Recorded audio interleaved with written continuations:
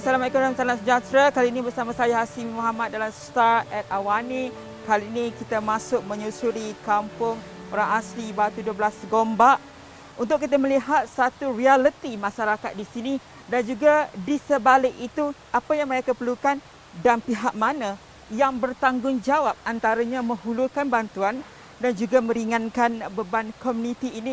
Selain juga melihat kepada apa bentuk bantuan yang boleh disalurkan khususnya mereka yang terbeban, kita tempuh perintah kawalan pergerakan yang telah pun dilaksanakan sejak Mac tahun lalu sehinggalah ketika ini kita melihat fasa 1 perintah kawalan pergerakan menyeluruh telah pun dilaksanakan di negara ini dalam usaha untuk mengekang pandemik COVID-19. Dan kali ini bersama dengan Astro Awani adalah pengerusi Intelek Muda Nasional Muhammad Fadli Muhammad Zain. Assalamualaikum Encik Muhammad Fadli. Waalaikumsalam warahmatullahi wabarakatuh. Kita tenang sikit kampung ni. Mungkin kita boleh ceritakan kenapa kita berada di sini hari ini. Okey, terima kasih kepada saudara Hashimi. Alhamdulillah hari ini dengan berkat izin Allah SWT kita sempat memberi sumbangan kepada masyarakat orang asli di Batu 12 Gombak. Alhamdulillah sebanyak 20 set bantuan yang kita sediakan untuk kali ketiga.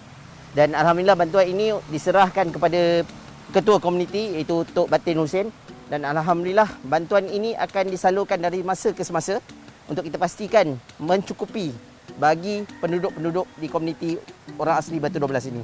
Kita nak faham juga realitinya masyarakat di sini Encik Muhammad Fadli. Kita faham gerak kerja telah pun dilakukan oleh Intelek Muda Nasional itu sendiri. Kenapa lokasi ini sebenarnya menjadi tujuan? Mungkin ada lokasi-lokasi lain. Kenapa ini salah satunya dipilih? Okey, mengapa kita pilih komuniti orang asli? Kita tahu keunikan komuniti orang asli ini di pinggir bandar. Sebab kita tahu bahawa ramai di bandar hidup dengan keadaan yang serba ada, tetapi mereka ini serba kekurangan. Sebab apa yang saya dapat ini adalah daripada seorang rakan yang join Task Force Asnaf Intelek yang telah ditubuhkan pada Mei tahun ini. Sebab kita tahu bila perintah kawalan pergerakan diperketatkan mulai 3 Jun ni, kita tahu ramai yang akan terdesak sebab memerlukan keperluan asas. Tetapi kita nak pastikan bahawa kawasan ini mendapat perhatian dan menjadi perhatian utama bagi Intelek Muda Nasional untuk terus berkhidmat kepada masyarakat, dan kita akan pastikan dari segi PDPR juga pelajaran. Kita tak nak mereka terjejas juga.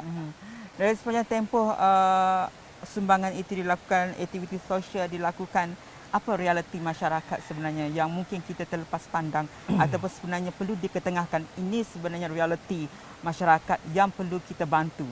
Okey, dari segi realiti, apa yang saya lihat setelah kali ketiga bantuan ni adalah kesusahan mereka untuk bergerak ke bandar mencari rezeki. Sebab sedia ada maklumat yang diterima oleh pihak Intelek Muda Nasional bahawa ada yang tersangkut di sini dan ada yang tidak dapat keluar bekerja, dan ini menyebabkan punca rezeki mereka berkurangan, dan alhamdulillah hari ini kita turun bantu mereka. Selain kita melihat kepada komuniti orang asli atau masyarakat asli di pribumi negara, ada tak sasaran-sasaran lain yang dibantu mereka golongan yang tersisih, asnaf dan sebagainya? Alhamdulillah sebanyak 1,250 paket bantuan telah diserahkan semenjak daripada PKP 1.0, dan kini kita tengah menambah lagi stok-stok barang keperluan asas dari masa ke semasa berdasarkan kutipan dana awam.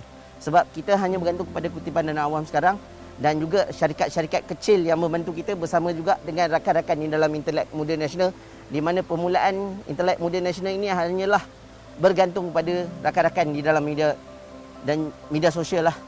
Kita lihat ketika ini banyak inisiatif yang telah dilakukan, antaranya kibar bendera putih dan sebagainya. Realitinya bila mana Encik Fadli melihat sendiri, mungkin pengalaman yang paling menyayat hati ataupun sedih ketika menghulurkan bantuan ataupun ada terima call, kami terputus bekalan ataupun kelaparan, ada tak perkara-perkara itu berlaku? Kalau saya tak boleh nafikan memang ada. Dan kes-kes yang saya terima agak mengejutkan saya. Ada juga yang hampir bunuh diri, dan terbaru bila yang hampir bunuh diri ini dia kata jalan terakhir dia adalah EPF. Sebab kita sedia maklum bila seorang ahli keluarga meninggal, dia ada EPF. So jalan terakhir yang dia nampak untuk keluarga dia survive adalah melalui wang EPF. Dan ini adalah kes yang telah kita terima, dan sebanyak hampir 15 kes di bawah Intelek Muda yang melibatkan mental health. Dan insya-Allah Intelek Muda akan berterusan membantu mereka yang mengalami kemurungan ni. Sebab kita tahu sedia maklum semenjak PKP dilaksanakan pada 1 hari bulan Jun yang lalu, hampir saban hari kita menerima kes-kes bunuh diri. Yang kita lihat secara live ada yang jatuh bangunan, ada yang menggantung diri di perhentian bas dan sebagainya, dan juga jejantas terbaru ini. Tetapi kita nak pastikan bahawa mereka ini, komuniti yang dibantu ini, bukan saja kita bantu dari segi kepala asas, tetapi mental dan juga fizikal mereka. Kalau kita melihat tahap ini sesuatu yang bukan boleh dipandang ringan ataupun mudah, Cik Fadli. Bagaimana? Mungkin bukan sahaja daripada pihak NGO Intelek Muda Nasional sahaja, tapi gabungan daripada pihak-pihak berkepentingan lain dalam untuk kita mengatasi masalah ini, khususnya berkaitan dengan kesihatan mental ini. Cik Fadli, pandangan. Okey, setakat yang kita dimaklumkan bahawa kerajaan telah menyediakan dana sebanyak 15 juta untuk program mental health, dan kita sambut baik benda ini sebagai satu cabaran untuk kita bantu kerajaan. Dan di samping itu juga Intelek Muda Nasional ada berkolaborasi dengan beberapa NGO seperti Amal Revival dan juga NGO-NGO lain yang saya boleh katakan akan bantu kita lah untuk memastikan keadaan fizikal dan mental rakyat Malaysia terjaga. Dan saya difahamkan adalah projek bantuan kasih PKP. Adakah ia turut dilaksanakan? Bagaimana kita nak memahami inisiatif ini, fokusnya, tujuannya bagaimana? Okey, untuk fokus bantuan kasih PKP yang kita sediakan ini adalah bakul makanan, keperluan asas. Tetapi apabila dilihat, hanya bukan keperluan asas saja yang diperlukan, tetapi peranti gadget untuk pelajaran. Sebab kita setakat ini telah menyediakan 5 gadget untuk kes 5 orang pelajar, di mana ada 9 orang anak yang hanya berkongsi 1 gadget. Dan gadget tersebut pun ada yang pecah, ada yang dah rosak, dah hanya nampak skrin saja. So setakat hari ini memang kita dah sediakan 5 gadget, dan ada kes-kes lain juga yang memerlukan kita dalam proses.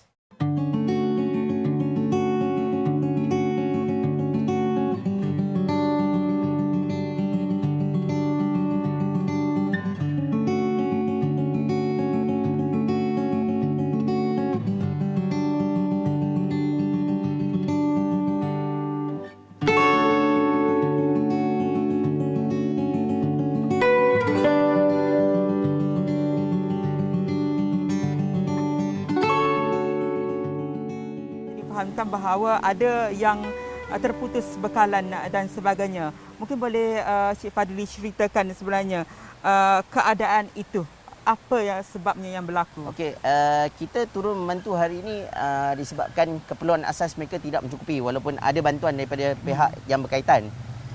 Untuk Intelek Muda, kita menerima laporan daripada, seperti yang saya katakan tadi, menerima laporan daripada seorang rakan task force yang kita gerakkan di seluruh Malaysia.